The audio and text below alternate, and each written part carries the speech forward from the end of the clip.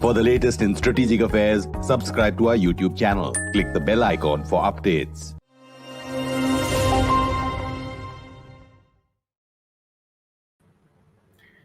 This is StratNewsGlobal. I'm Amitabh, Revi, and you're watching The Gist.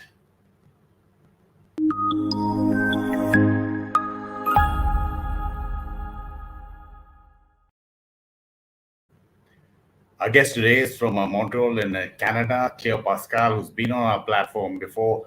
She's a senior non-resident fellow with the Federation for the Defense of Democracies and an associate fellow with the Chatham House, specializing on Indo-Pacific affairs.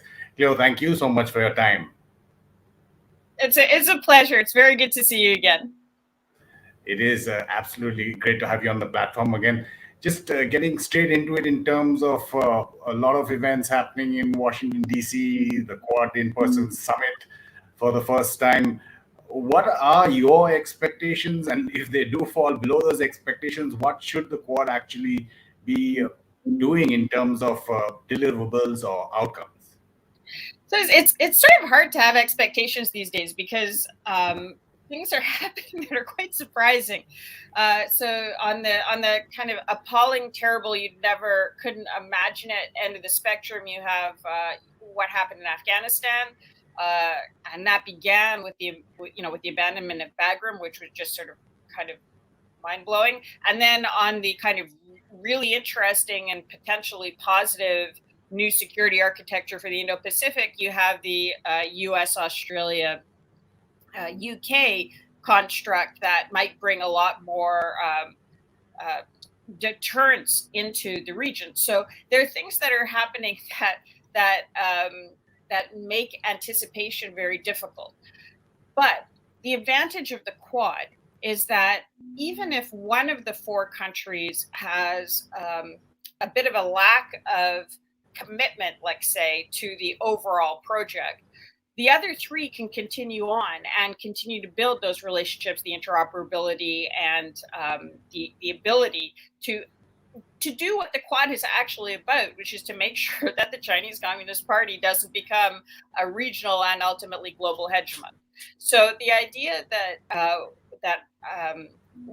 that this overlapping degree of interoperability, each of the four Quad countries now has logistical agreements with each of the other four Quad countries, all that sort of stuff, the momentum will continue. But to know specifically what will happen at this point, you have to be a better fortune teller than I am.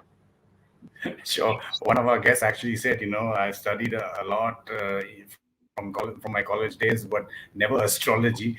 But in terms of that momentum, Cleo, I mean, how would you visualize or like it to go in terms of interoperability? You've written and talked a lot about an Indo-Pacific Charter of sorts, something on the lines of the Atlantic Charter, Quad headquarters maybe. If you could elaborate on your thoughts on that. Yeah, thank you for asking. Yeah, so there are two elements to it. One is the kind of hardcore security defense element of it.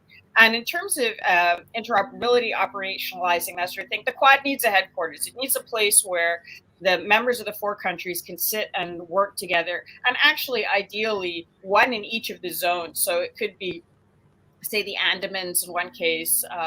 In the case of Japan, if they want to defend the Senkakus, you can put a Quad headquarters in the Senkakus. That would certainly be a deterrent. Australia. It could be Perth, if that's where they're going to be putting the nuclear submarines.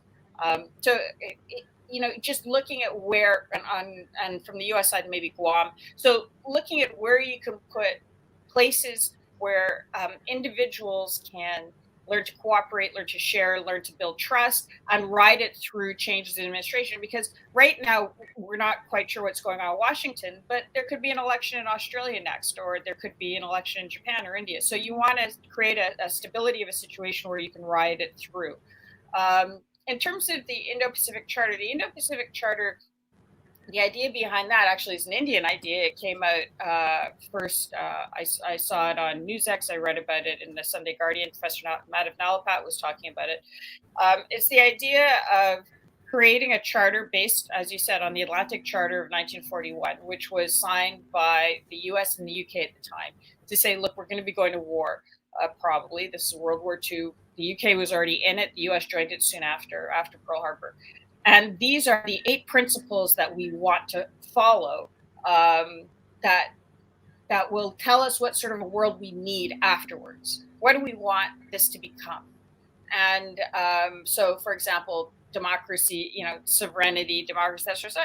And it aided in, India earned its own independence, but it aided in the agreement that the UK and the US had made in 41, that countries shouldn't be colonies, So there's the sort of things that can be put in place for an Indo-Pacific Charter that would be much more of an Indo-Pacific ideology, that would be led by India and maybe Japan, for the sort of, if the 20th century was the Atlantic century, the 21st century is the Indo-Pacific century, and it would be the idea for, if we're going to have to deal with China, if it's going to cost us, what's going to make it worth it? What are the ideologies? What are the visions? What are the values that we want to come out of this?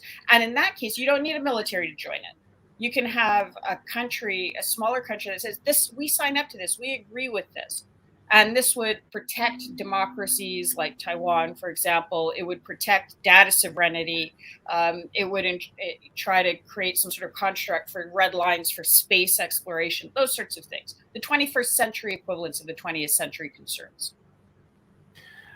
There's been a lot of talk after AUKUS was announced. I just want to play out India's Foreign Secretary Harsh Shringla when he was talking about the Prime Minister's visits and the Quad and the various bilaterals, because he's asked this specific question, and lots of our viewers are also asking this. For example, Varun Pratap says, with France unhappy over the AUKUS deal, will it have a long-term implication for the Anglo-Saxon countries?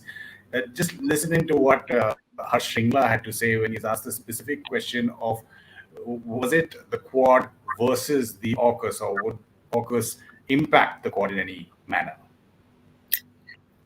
I see it as a benefit. I just want to play out Quad is undertaken. There's a wide array of initiatives that the Quad has undertaken, which is, as I said, designed to cater to the requirements of the Indo-Pacific region. On the other hand, AUKUS is a security alliance between 3 countries. We are not party to this alliance. From our perspective, this is neither relevant to the Quad, nor will it have any impact on its functioning. It won't have any impact. So those questions being raised there. Sorry, I interrupted your thoughts. Go ahead. No. I'm very keen to have heard what he said, because I missed that clip when it first came out, and it is the way that it will impact the functions of the Quad is it increases the capabilities of one of the Quad members, which is Australia. So Australia will be able to bring more to the fight. It doesn't. I don't think it diminishes the Quad at all. And anything that increases what any of the 4 countries can do is beneficial. And India doesn't need US and UK nuclear propulsion for submarines. It's going to be launching its own indigenous technology, which is even better. The Japanese have some constraints on nuclear related issues because of their constitution, which may or may not get resolved. So the India and Japan weren't left out. It just wasn't. It didn't really kind of make sense for the nuclear component of it. And there were 2 things that were agreed at that time. There was the AUKUS agreement, which had to do with nuclear subs, but also had to do with AI and other emerging tech stuff, which the Quad has also said it's going to be doing. And the other was an agreement between the US and Australia around specific weaponry. So you've got the Tomahawk missiles, for example, which is something that India and the US can decide to do at some point at a later date anyway, with different weaponry. So I see it definitely as a net benefit for the Quad, that the capabilities and interoperability of the Quad members are going to be increased in the region. There'll be production facilities in the region and more training, and they'll be on each other's ships a bit more. And now we just need to figure out how the UK will work within the context of the Indo-Pacific. And that's something for India to decide. That's a much more complicated question. And the whole fracas between France and the Australia and the US, not so much UK, even though there have been comments on Boris Johnson coming out of the French establishment as well. How do you see that? So the French, right? The French. So the job of the French government is to look after French interests. And in the Indo-Pacific, the French have three main economic interests: defense sales, infrastructure, and energy sales. And this hits their defense sales very hard because it's not just about the multi-billion-dollar sale to Australia. It's Australia saying publicly, not deliberately, but as a byproduct of the decision, that French subs aren't particularly useful in this fight. So that's going to affect how other people view the French product. And if you look at the history of that French product, initially they had a choice. The Australians had a choice between a Japanese sub and a French sub. And the Chinese really didn't want them to buy the Japanese sub, but they were fine with them buying the French sub, which is kind of, a little bit, makes you question who you're going to use it against, if the people you're going to be buying it to defend against don't mind so much if you buy it. But then there was the leaking of the Scorpion plans from India. There were cost overruns. There were delays. There was a reduction in the amount of labor that they thought that they could use to build the subs. Like the deal was not a great deal. So in order to defray attention from people looking at the deal itself, the French have to present this as a political decision, not as a technical or economic or strategic decision. They have to say, oh my gosh, it's the terrible Anglo-Saxon world and they hate us and that's why they're doing it. And if they hate us, they hate you. So don't buy from them. And they're putting you down and our stuff is great. And at the same time, they're trying to create fractions and alliances, which is why you see Macron on the phone to India saying, you know what, India, you and us, we're going to be the ones that are going to be, doing great stuff in the Indo-Pacific, because Macron wanted that India, Australia, France axis in the Indo-Pacific. He announced it a few years ago. So they're trying to protect their position, which is completely legitimate. It's their job. But I have no concern about, the Indian strategic community knowing what's going on and making a decision in its own interest about what's right in terms of what's good for it. May be French gear sometimes, and it may not be other times. When you're talking about alliances or partnerships, there's also been a lot of talk or analysis on America's credibility. Afghanistan, you mentioned as soon as we started this discussion. In terms of allies, partners, how can they really depend on them? There's even been a strand of thought in the Indian government when Antony Blinken was here in terms of the Quad. How do you see that developing in terms of this united front against China's aggressiveness? I think it's a completely legitimate concern, obviously. What happened in Afghanistan was appalling. It was heartbreaking. It was tragic. It was abrogation of stated values. It was just awful. So you need. I just interrupting you there because we put that the Subway, as in the food chain Subway's ad there, which said, we have $90 billion cheaper subs. But anyway, I mean, that's just some humor there. Go on. Good for them. That looks, I'm vegetarian, so I'm not sure I'd have that one, but in theory, it looks delicious.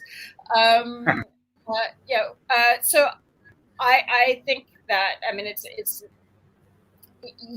the more the allies or partners or people on the, for a free world, like India, raise concerns, the better it is, because this needs to be questioned. Now, the general civilizational directions and the peoples of the country are very close, and that hasn't changed. And the overall ideas that India stands for and the U.S. stands for are definitely much closer than the ideas that either of those two countries have in common with China, for example. So you need to ride out these rough patches, and friends tell friends the truth. So if it's if you're concerned, you say you're concerned, and you say why you're concerned, and you get a good explanation for it. And if you don't get the explanation you want, then you have to factor it into your decision making. That's how it works. But at the same time, take into account some of these other things like this AUKUS deal and see how it's actually implemented, because you can be sure Beijing didn't like that. And take a look at what's happening with Taiwan and that sort of thing. We're in an era where we know, looking at it from the other side, the one thing that Beijing is the most concerned about is countries coming together over trade, over security issues, over information sharing. They don't want countries to come together. So figure out how you can come together over those sorts of things. And it could be trade, it could be strategic issues, it could be intel, whatever, in a way that increases Indian security. Because we're all very aware that India is on the front line of this fight. So you need to do what you need to do to ensure you are secure. And hopefully you'll find the allies you need to help you do that. And hopefully the Quad will be among the constructs that will increase the security for you and for the region. When you talk about interests, now that AUKUS has been announced, again, a lot of talk about, say, India's nuclear-propelled submarines and how we've had to rely on Russia, and how the U.S., despite being closely partnering India in defense cooperation, has never gone that far. So one, is that a strand of thought that's completely fantastical or in fantasy? And what about the French? I mean, will they react by can India gain from that? I mean, even though it's just in India's interest. So France is going to do what France is going to do, and in fact, and a lot of politics are domestic. So just to finish up with the French thing, somebody in France messed up, because the Australians have been on this for a long time. The Australians have been saying there's a problem with the deal for a long time, and the issue was never rectified, and they lost a very big contract that's going to affect a lot of influential people within France.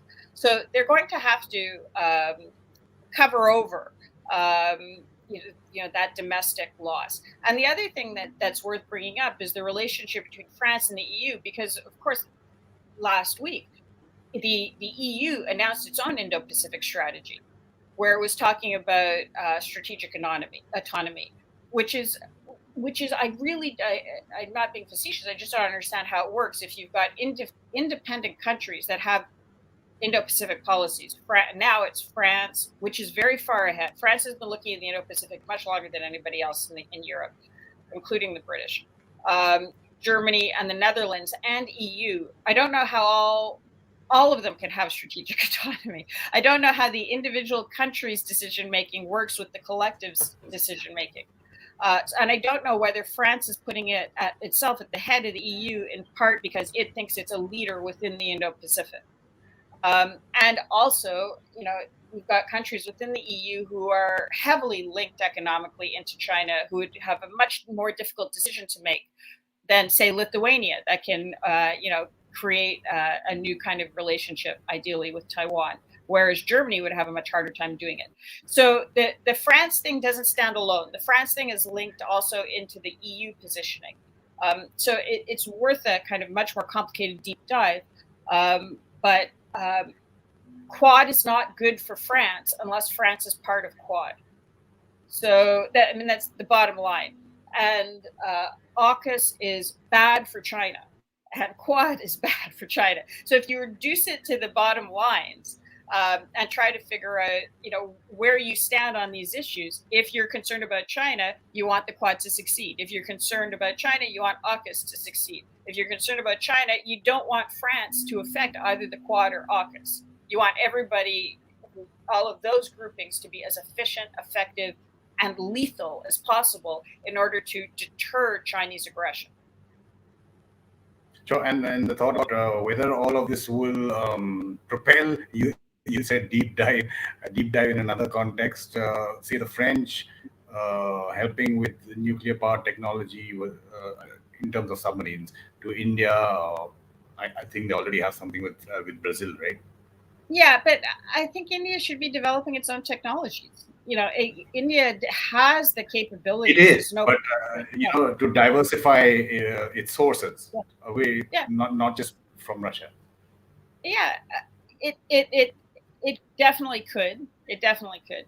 I would like to see this kind of the Make in India component of the defense sector built up, because it gives you more control over all aspects of it, including if you want to work with other partners in ASEAN, for example. So if you're getting technology that's coming out of another country and you don't control the platform, you can't share it then with other partners like Vietnam, for example, if that's who you want to partner with on certain issues. So there's the platform itself. The problem is, defense deals involve an enormous amount of money, so that lubricates decision making, if you can put it that way. So you want deals that are as transparent as possible, that are as locally owned as possible, and that give you not just the platform, but the partnership building ability that goes along with it, and also the control over the supply chain for the spare parts, which you also get if you produce it indigenously. So there's again the individual components of the defense system. Those are for technical experts to decide, but overall, partner with the people who you're going to be working with the most, which enables interoperability, who you're tied into in a bunch of different ways. So you have the leverage for the spare parts, because you've had problems with Russia on this sort of thing before, and ideally put your key stuff more and more indigenous, so that you have complete control over it. That would be, I think, the kind of the logic, and you certainly have, the people and the ability to do it. And strengthening this front against China with its Quad, Biden and Modi will have their first in-person bilateral as well, the India-U.S. Bilateral. How do you see, U.S.-India relations? Because coming down the road very soon, this year itself, is the possibility of CATSA when it comes to S-400s. So how does that work when, on one hand, the U.S. is saying, we'll be trying to form this front, they may not say it's China Quad, but CATSA and the U.S. action, if it takes that against the S-400s, how does that work with this bulwark that is supposedly being formed against China? So from my perspective, the S-400 doesn't make sense. It's a system that China has, the people you're going to be working against, and that China can take out long range. I'm not sure it's the right piece of equipment anyway. And as you brought up, this issue of being heavily reliant on a critical system to Russia at a time when the Sino-Russia alliance is strengthening. So based on the fact that I'm not sure it will, when push comes to shove, when the missiles are coming towards you, it will function the way you think it will. For a range of reasons, the battery could be taken out with one of these long-range Chinese missiles. It could just not fire suddenly for whatever reason. I think that actually and I've heard these concerns from people in India, so that it helps the people in India who are concerned about the security of the country and the ability of the system to defend the country for there to be a threat of CAATSA sanctions, because it helps their argument for saying, they can't, for whatever reason, the Russia lobby or whatever, they can't win the technical argument because that's being pushed like that. So then the economic argument comes into play and helps out. I would be very concerned as a friend of India that the S-400s wouldn't work when they needed to work. So anything that adds to the argument against why they shouldn't be deployed, to me, is beneficial. And that's what I'm hearing from within the Indian strategic community. So I don't see necessarily CAATSA sanctions as being anti-India. I see it as being pro the segment of Indian strategic community that is truly concerned about the defense of the country. Now, how do you see China reacting to developments which have already taken place, whether it's the Quad, whether it's AUKUS, maybe something down the line, even a couple of days hence? We've seen what's happened verbally, either in the media or in the official spokesperson's comments. But how do you see China reacting to all of this? The rhetoric has been appalling. I mean, they've openly said, they're calling for a nuclear strike on Australia. Australians will be the first to die in the South China Sea. There's no other country on the planet that talks like this. Even North Korea doesn't talk like this, and it's not being called to book. I mean, when a Chinese Communist Party linked newspaper talks about a nuclear attack on a free country, I don't understand why people aren't complaining. I mean, I do understand, because there's an incredibly effective political warfare campaign that goes coming out of Beijing, where you're not supposed to offend a billion people, but what China did in Galwan offended a billion people south of the border and all of their friends, so they somehow have this cloak of invincibility in terms of the sort of rhetoric that they can use. But the rhetoric, to me, is sort of secondary to the actions that they're taking to try to actively break up partners and allies, and not. So we talked about the influence of the French lobby in Delhi. On things like AUKUS, the French lobby is actually aligned with the goals of the Chinese lobby.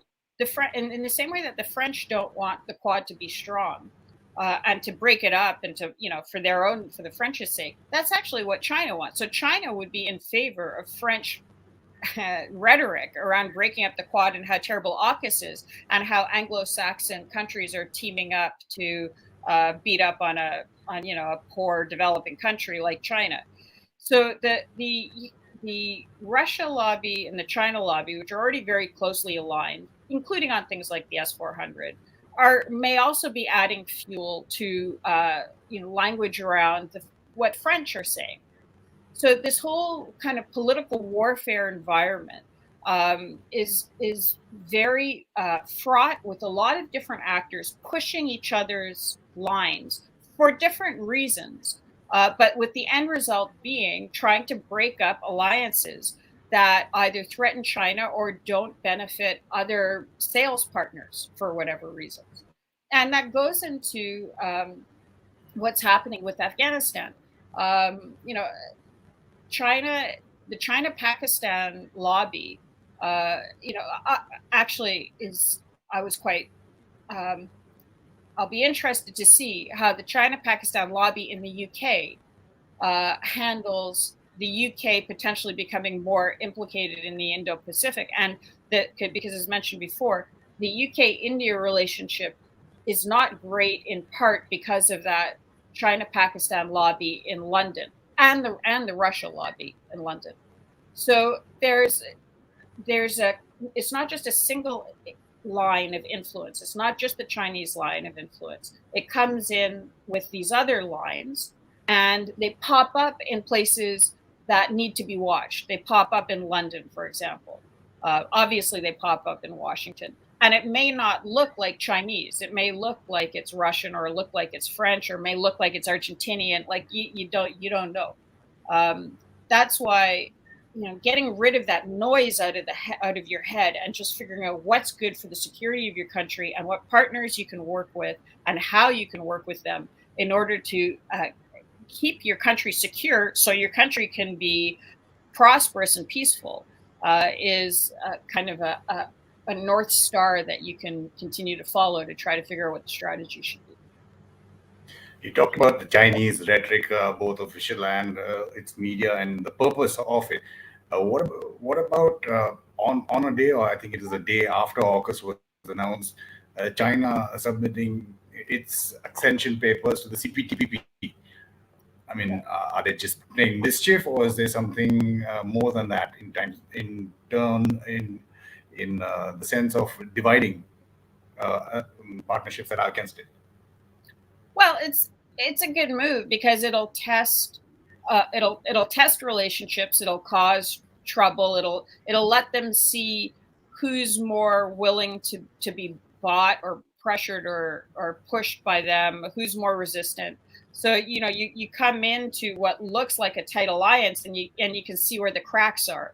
So they may, and if they end up joining or not, it's already a win just by pushing the system, and they'll get information that will be very useful. And we see them use the same sort of approach in any organization, international organization. They'll join it. They'll try to join it, and then if they're allowed in it, they'll try to disrupt it and fragment it and weaken everybody else so that they relatively have more control. This is this comprehensive national power approach that is part of the ideology of the core part of the strategy of the Chinese Communist Party. They want China to be number one globally in terms of comprehensive national power, and that includes military, but also economic and influence in international organizations and all of it. So there's two ways to do it. One is you make your country stronger. The other is you make all the other countries weaker, and so by comparison, you seem stronger. So doing something like joining and possibly disrupting, maybe not, maybe something like that, the deal is there's no loss to it, and there's a possible win to it. Cleo Paskal, absolutely appreciate your time, and thank you for having this conversation with us.